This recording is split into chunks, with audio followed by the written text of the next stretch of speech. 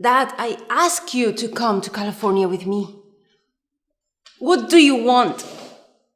What the hell do you want? If I live here the rest of my life, it wouldn't be enough for you. God damn it, I've tried to be the dutiful daughter, to maintain the image of the good daughter, commanded into your presence on every conceivable occasion. Easter, Christmas, birthdays,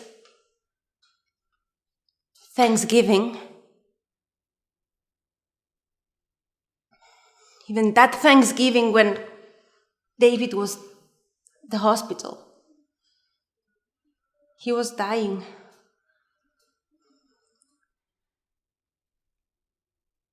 We miss you so.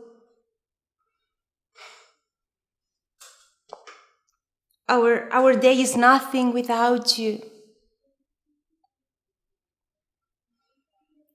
Could you come up for an hour or two after you leave David?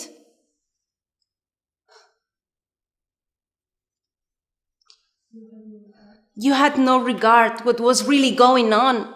My husband was dying.